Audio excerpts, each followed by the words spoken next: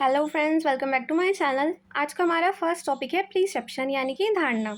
प्रीसेप्शन means how consumer see and understand products ads और brands using their senses. यानी कि धारणा का मतलब क्या है कि उपभोक्ता उत्पादों, विज्ञापनों या ब्रांड को अपनी इंद्रियों यानी कि सेंसेस जैसे कि आँख, नाक, कान, मुंह, जीभ इन सबसे कैसे समझते हैं।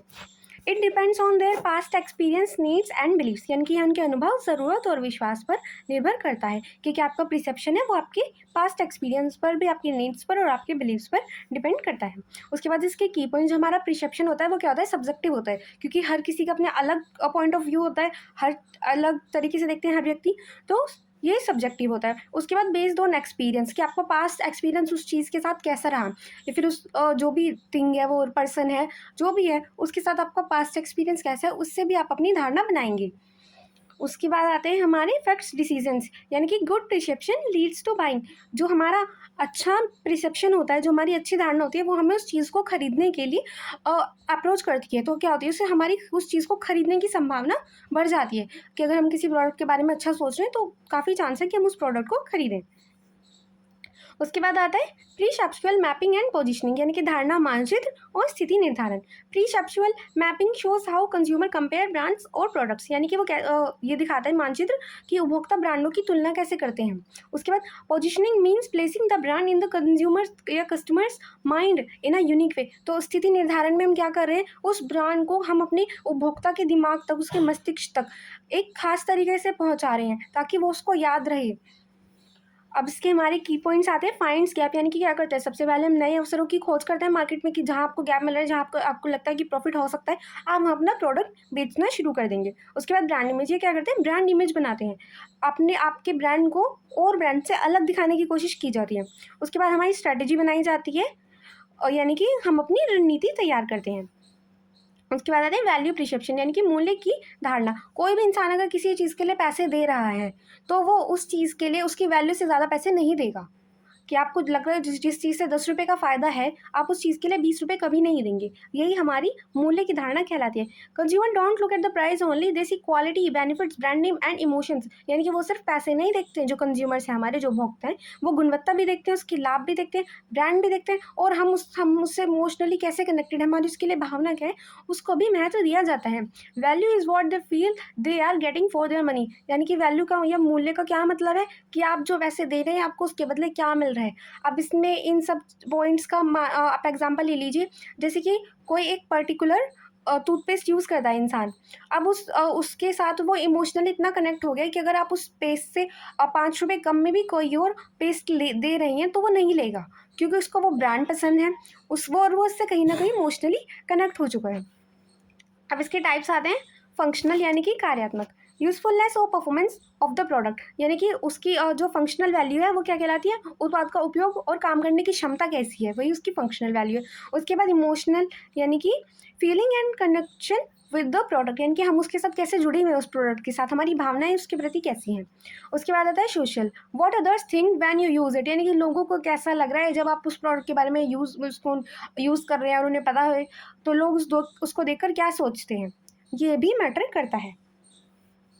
उसके बाद आता है इकोनॉमिक, यानी कि क्या ये जो आपने पैसे दिए हैं, क्या ये उसके लिए वर्दी है, क्या वो उसके लिए सही है जो आप उसको पैसे दे रहे हैं उस प्रोडक्ट के लिए। तो याद है इकोनॉमिक पॉइंट्स। अब आता है एटीट्यूड एंड एटीट्यूड चेंज, यानी कि रवैया और रवैये में बदलाव। Attitude is how someone feels about a product, positive और नेगेटिव, यानी कि कैसा भी कोई एक प्रोडक्ट के बारे में सोच रहा है, अच्छा या बुरा, वो हमारा रवैया या एटीट्यूड कहलाता है। With time and effort companies can change customers attitude using ads, reviews और ऑफर्स, यानी कि समय और प्रयास से हम क्या कर सकते हैं, एटीट्यूड को बदल सकते हैं, एड्स के थ्रू, रिव्यू के थ्रू, या फिर ऑफर देकर अलग से उनको हम लोगों का एटीट्यूड अपने प्रोडक्ट के प्रति पॉजिटिव से नेगेटिव या नेगेटिव से पॉजिटिव अपनी स्ट्रैटेजी के अकॉर्डिंग कर सकते हैं। नॉर्मली लोग क्या करते हैं, अगर नेगेटिव एटीट्यूड है तो वो उसे पॉजिटिव करने की कोशिश करते हैं, और पॉजिटिव है तो उसको बनाए रखने की कोशिश करते हैं। अब उसके बाद इसके की पॉइंट्स आते हैं हमारे लर्न, यानी कि सीखा गया, come from experience and information. हमारा एटीट्यूड या फिर हमारा जो रवैया है वो किसी के प्रति कैसा होता है, अनुभव और जानकारी से बनता है, कि हमारा उसके साथ एक्सपीरियंस कैसा रहा, और क्या हमें उस प्रोडक्ट के बारे में या एज अ पर्टिकुलर पर्सन भी होगा उसके बारे में इन्फॉर्मेशन है। अफेक्ट्स बाइंग, यानी कि अगर हमारा पॉजिटिव एटीट्यूड है तो हम पक्का उसको मोर चांस टू बाय, हम उसको ज़्यादा खरीदेंगे की कोशिश करेंगे कि हमें पता ही हाँ भाई हमें प्रोडक्ट अच्छा लग रहा है, हमारा इसके साथ पास्ट एक्सपीरियंस जो था हमारा अच्छा था, या फिर हमें जो इन्फॉर्मेशन मिली है उस अकॉर्डिंग भी प्रोडक्ट अच्छा है, तो हम उसे खरीदने की संभावना बढ़ जाती है। और वहीं पर अगर आपको कोई कह दे कि ये प्रोडक्ट अच्छा नहीं है, आपने उसको यूज़ भी ना किया हो, आप उस प्रोडक्ट को थोड़ा इग्नोर करने की कोशिश करेंगे, अवॉइड करने की कोशिश करेंगे कि ये प्रोडक्ट शायद अच्छा ना हो, तो इसके प्रति आपका नेगेटिव एटीट्यूड बन जाएगा। उसके बाद आता है can be change. Right strategy can change opinion, यानी कि जो राइट स्ट्रेटेजी है, जो हमारी अच्छी रणनीति है, सही रणनीति है, वो हमारे इस एटीट्यूड को बदल सकती है, हमारी कंज्यूमर के, कि हम कोई प्रोडक्ट बेच रहे हैं, लोगों को लग रहा है वो अच्छा नहीं है, पर हम अपनी स्ट्रैटेजी के अकॉर्डिंग उनका ये पॉइंट ऑफ व्यू या एटीट्यूड चेंज कर सकते हैं।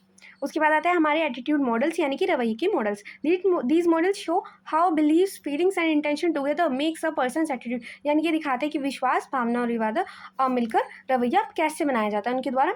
Marketers use them to understand customers behaviour, यानी कि जो कंपनियां होती हैं, जो मार्केटर्स होते हैं, वो उपभोक्ताओं को समझने के लिए इनका यूज़ करती है।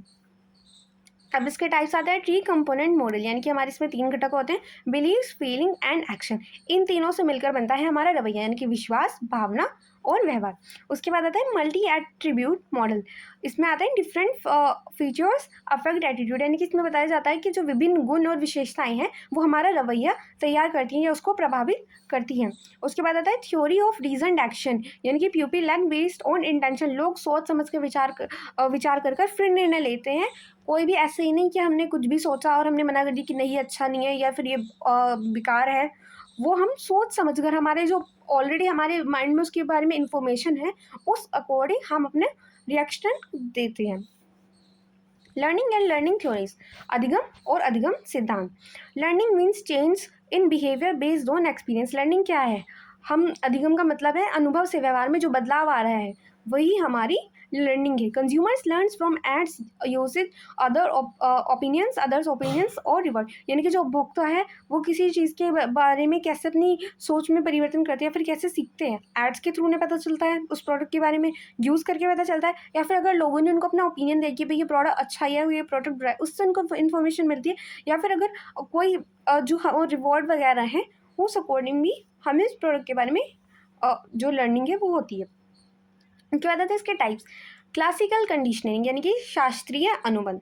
Learning by associating two things, यानी कि इसमें हम दो चीज़ों को जोड़कर सीख रहे हैं, जैसे संगीत plus brand is equals to पसंद, यानी कि हम दो चीज़ों को कनेक्ट करके उसके बारे में जानकारी पा रहे हैं। अब उसके बाद आता है ऑपरेंट कंडीशनिंग, यानी कि परिचालन अनुबंध। लर्निंग थ्रू रिवॉर्ड और पनिशमेंट, यानी कि इनाम या सज़ा से सीखना। जैसे कि हमें क्या मिल रहा है, छूट मिलने से फिर खरीदना। अगर हमें किसी प्रोडक्ट पर छूट मिल रही है, डिस्काउंट मिल रहा है, तो हम उसको ज़्यादा खरीदने की कोशिश करेंगे, दोबारा भी खरीद सकते हैं हम उसको। उसके बाद आता है ऑब्जर्वेशनल और लर्निंग, यानी कि अवलोकन अधिगम। हम क्या कर रहे हैं, लोगों को उसको प्रोडक्ट को यूज़ करते हुए देख रहे हैं, तब हम उसको खरीद रहे हैं। हम लोगों को ऑब्जर्व कर रहे हैं, यानी कि उनको देख रहे हैं कि वो क्या उस प्रोडक्ट से खुश है या नहीं, और फिर उस अकॉर्डिंग सीख रहे हैं। अब उसके बाद आता है कंज्यूमर्स इन्वॉल्वमेंट, एंटीकेडेंट्स एंड कॉन्सिक्वेंसेस, यानी कि उपभोक्ता संलिप्तता, पूर्ववर्ती और परिणाम। Involvement means how much a consumer thinks before buying. It depends on the product's importance, price and personal interest. यानी कि संलिप्तता का क्या मतलब है? उपभोक्ता खरीद से पहले कितनी बार सोच रहा है, कैसे सोच रहा है। यह उत्पाद की महत्व, कीमत और व्यक्तिगत रुचि पर भी निर्भर करता है, यानी कि उसकी प्रोडक्ट की वैल्यू कितनी है, क्या उसका प्राइस है और क्या उसके पर्सनल इंटरेस्ट है।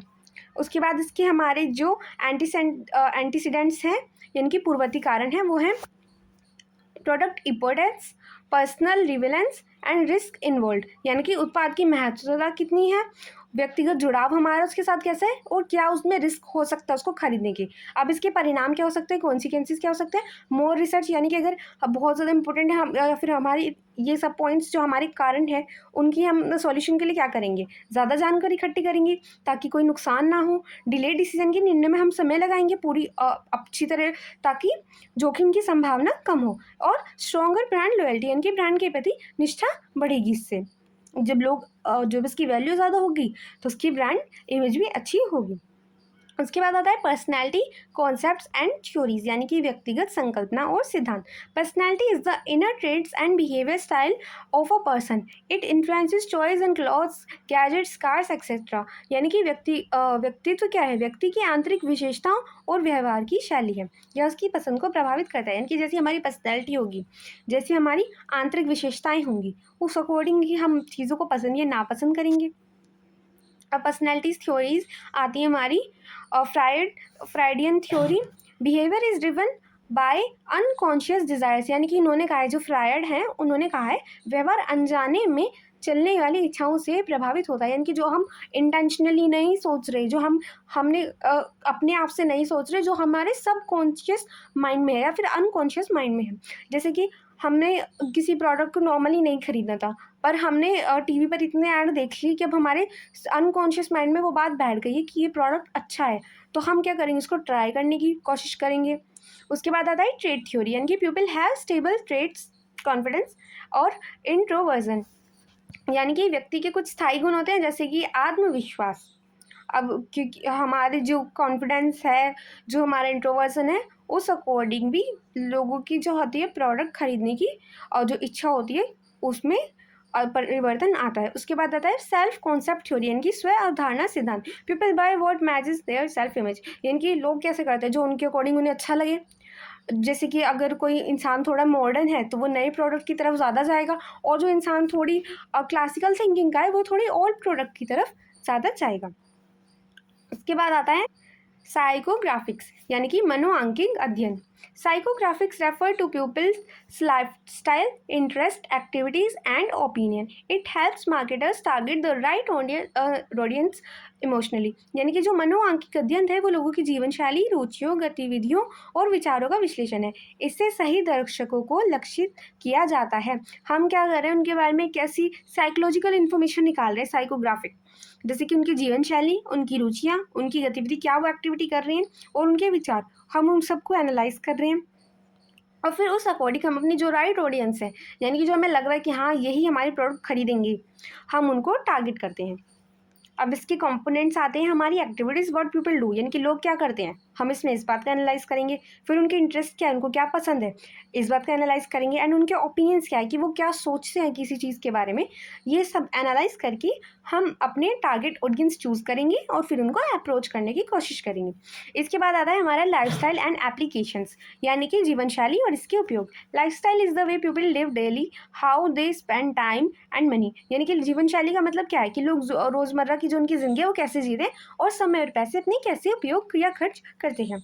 It impacts buying habits, brand choice and preference, यानी कि ये उनकी खरीद आदतों, उनके ब्रांड पसंदगी और उनके प्रेफरेंस को प्रभावित करता है। यानी कि उनकी क्या पहल, क्या उस चीज़ को वो ज़्यादा वैल्यू दे रहे हैं, वो उनकी प्रेफरेंस कहलाती है। अब इसके बाद इसके एप्लीकेशंस आते हैं। टारगेट मार्केटिंग, यानी कि लक्षित विपणन। Brand makes to matching lifestyles, यानी कि ब्रांड उस जीवन शैली वाले लोगों को लक्षित करते हैं, यानी कि जो उनके प्रोडक्ट से मैच कर रही है वो उस लाइफस्टाइल वाले लोगों को टारगेट करते हैं। उसके बाद आता है प्रोडक्ट डिज़ाइन, यानी कि उत्पाद design. Product are made to fit life styles, यानी कि जो उत्पाद हैं वो जीवन शैली के अनुसार डिज़ाइन किए जाते हैं। यानी कि जैसे जैसे हमारे अलग अलग हमारे मार्केट, हमने सेगमेंटेशन किया हुआ है, विभाजन किया हुआ है, उस अकॉर्डिंग जैसी जिन लोगों की लाइफ स्टाइल है हमने उनको उनके अकॉर्डिंग प्रोडक्ट बना दिया है। उसके बाद आते हैं एड मैसेजिंग, यानी कि विज्ञापन संदेश। Ads are created to match life style value, यानी कि विज्ञापन जीवन शैली के मूल्यों से मेल खाते हैं। यानी कि ऐसे नहीं कि हम बहुत ही रिच पर्सन के अकॉर्डिंग अपने एड्स बना रहे हैं, या फिर हम अपने बिल्कुल ही पुअर पर्सन के अकॉर्डिंग एड्स बना रहे हैं। वो होता है एक नॉर्मल एवरेज पर्सन के अकॉर्डिंग जो उनके लाइफ स्टाइल से मैच करें, उस अकॉर्डिंग हमारी एड बनाई जाती हैं। आई होप आपको आज का वीडियो अच्छा लगा होगा। Thank you for watching.